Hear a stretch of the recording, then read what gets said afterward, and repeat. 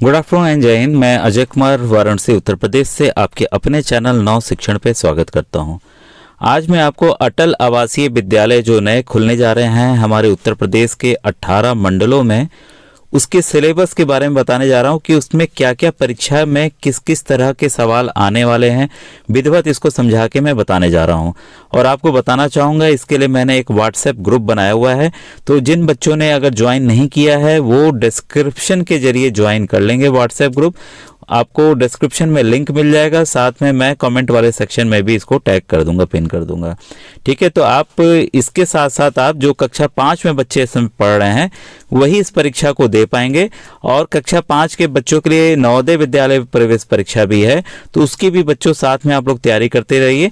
नवोदय विद्यालय प्रवेश परीक्षा की आखिरी तारीख 31 जनवरी है। कैसे फॉर्म भरा जाएगा इसका मैंने डिटेल बताया हुआ है, तो प्लेलिस्ट से उसके वीडियोस को जाकर देख लीजिए। अब आइए आज के टॉपिक को स्टार्ट करते हैं कि इस परीक्षा में आखिर पूछे क्या क्या जाएंगे। बच्चों, आपको बताना चाहूंगा कि सेम पैटर्न है जो कि नवोदय विद्यालय प्रवेश परीक्षा में आता है, और उसी के अंतर्गत ये कक्षा 6 से 12 तक, जैसे नवोदय में कक्षा 6 से 12 तक पूरा फ्री रहना, खाना पीना सब कुछ फ्री होता है। सीबीएसई माध्यम की किताबें, बेहतरीन किताबें चलती हैं, उसी के पे ये पूरा सिलेबस इसका बेस है, उसी तरह का पैटर्न भी है। तो आइए जानें कि क्या क्या चीज परीक्षा में आएंगी। तो मानसिक क्षमता परीक्षण, ठीक है, जिसे मेंटल एबिलिटी टेस्ट कहते हैं, उसके 40 प्रश्न आएंगे जो कि 50 नंबर के होंगे। ठीक है, यानी कि एक प्रश्न आपका 1.25 नंबर का है, 1.25। ठीक है, वैसे ही अंकगणित परीक्षण अरिथमेटिक टेस्ट जो है उसमें कुल 20 प्रश्न आएंगे जो कि 25 नंबर का रहेगा। भाषा परीक्षण आपका जो हिंदी कॉम्प्रिहेंशन टाइप रहता है, ये 20 प्रश्न इसके आएंगे जो कि 25 नंबर का रहेगा। कुल जो प्रश्न 80 हैं जो कि 100 नंबर के रहेंगे। ठीक है, और इसमें देखिए जो आपकी परीक्षा की अवधि रहेगी वो कुल 2 घंटे की रहेगी, 11:30 से लेकर 1:30 बजे तक, मतलब 1:30 तक। और सभी देखिए वस्तुनिष्ठ प्रकार के होंगे और 3 खंड में होंगे। ठीक है, और 100 अंकों के कुल 80 प्रश्न होंगे। ये हमने पूरा डिटेल देख लिया। जो दिव्यांग बच्चे हैं उनके लिए 40 मिनट का एक्स्ट्रा दिया जा रहा है, और ओएमआर के जरिए होगा। इसकी जो ओएमआर लॉन्च होगी तो मैं आपको बता दूंगा। ऐसे नवोदय की ओएमआर कैसे भरें ये मैंने बताया हुआ है। सेम ओएमआर यहाँ पर भी अटल आवासीय विद्यालय की एंट्रेंस टेस्ट में भी पूछा जाएगा। ठीक है, यहाँ देखिए साफ साफ दिया हुआ है, आप देख सकते हैं कि ओएमआर सीट के नमूने की एक प्रति एवीएस की वेबसाइट पर अपलोड की जाएगी। तो जब भी की जाएगी तो मैं आपको उसको समझा दूंगा कि उसे कैसे भरना है। ठीक है, और बाकी डिटेल अलग है। अब आइए देखें कि प्रश्न कैसे आएंगे, उसको समझें।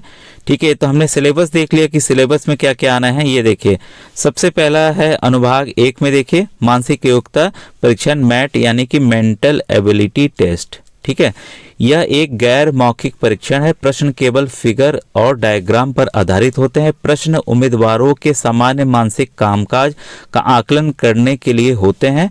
अनुभाग को 10 भागों में बांटा गया है, जिसमें प्रत्येक में 4 प्रश्न है, किंतु नीचे कुछ उदाहरण दिए गए। अब देखिए उदाहरण देखिए, उससे आपको आइडिया समझ में आएगा।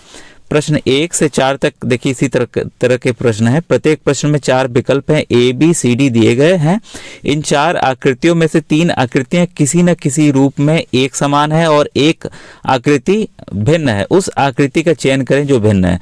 तो बच्चों देखिए साफ साफ आप देखेंगे कि सभी में एक कोण अंदर की तरफ बना, अंदर बना, अंदर बना है। ठीक है, एक चीज अलग है, देखिए यहाँ अंदर एक डायगोनल पे एक कटी हुई रेखा, ये अंदर है, ये अंदर है, इस वाले में देखिए बाहर है। तो यही एक भिन्न हुआ कि नहीं हुआ। तो इतने आसान आसान से सवाल हैं जो कि परीक्षा में आएंगे। देखिए यहाँ उत्तर भी दिया है कि सही उत्तर क्या है आपका, ए है। ठीक है, क्यों है ये आपने जान लिया। तो इसी तरह के सवाल आएंगे। अब देखिए प्रश्न 5 से 8 इसी तरह के होंगे। इसका उत्तर भी आपको दिख गया है कि सी है।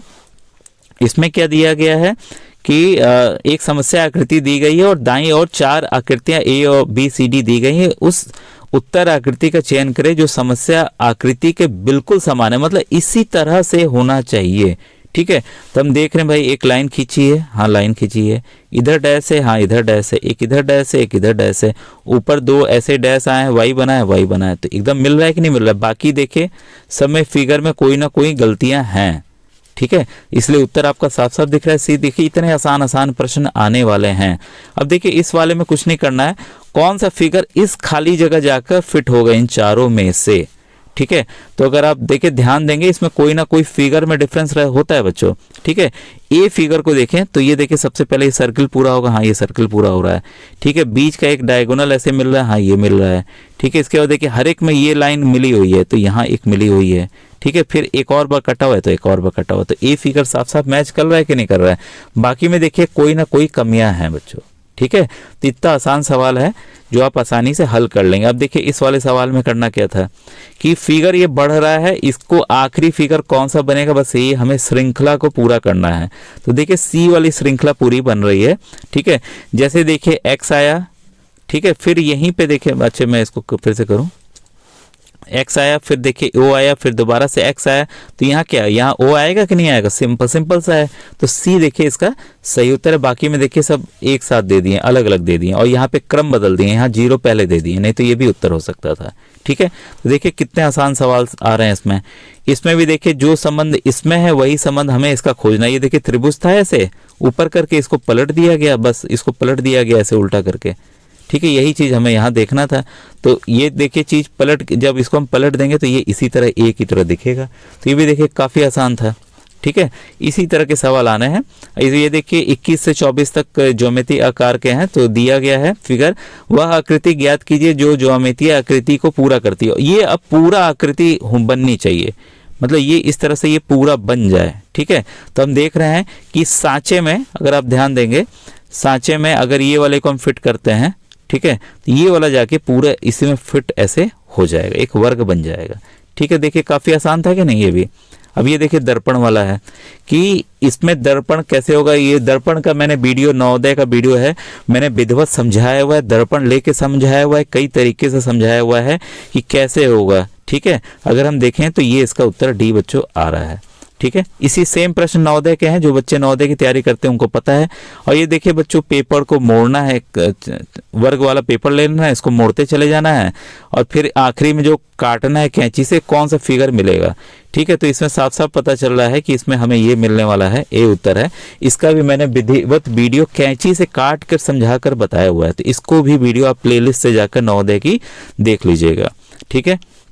अब इस वाले प्रश्न में इस आकृति का चयन करें जो प्रश्न आकृति में दिए कटे हुए टुकड़े से बनाई जा सकती है, मतलब इन टुकड़ों से मिलाकर कोई कौन सी आकृति बनेगी, ठीक है। तो ये देखिए एक त्रिभुज है, ठीक है, ये वाला त्रिभुज है, फिर ये वाला आकार, ये वाला आकार, दोनों आकार को हमने यहाँ मिला दिया, तो यही वाला डी बनना है, कंफर्म है, ठीक है। इसलिए इसका डी बच्चों उत्तर है। बाकी देखिए फिगर नहीं बन पाएगा, ठीक है। तो ये सब चीजें प्रैक्टिस से आएंगी, ठीक है। आप व्हाट्सएप ग्रुप ज्वाइन कीजिए, उसमें कई जानकारियां आपको दी जाएंगी। अब देखिए इसमें है कि उस आकृति का चयन करें जिसमें समस्या आकृति छिपी है, ये छिपी हुई है। तो इसमें हम देखते हैं बी में ये आकृति छिपी हुई है, ठीक है। तो ये कैसे छिपी हुई है, देखिए ये लाइन है, देखिए ये लाइन है, ये इधर को गई है, हाँ ये इधर को गई है, बीच में से ऐसे कटा है, हाँ बीच में से ऐसे कटा है। तो देखिए यही वाला उत्तर है कि नहीं है।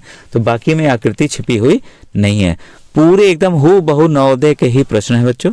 अब देखिए सेकंड हैंड में गणित है जिसमें 15 विषयों पे ये आधारित है, टॉपिक्स पे, ठीक है। संख्या, संख्या प्रणाली, पूर्ण संख्या पर चर, 4 अभिभूत संख्याएं, ये सभी बच्चों मैंने 25 वर्षों के नवोदय के आए हुए प्रश्नों को हल करके चैनल पे बताया हुआ है।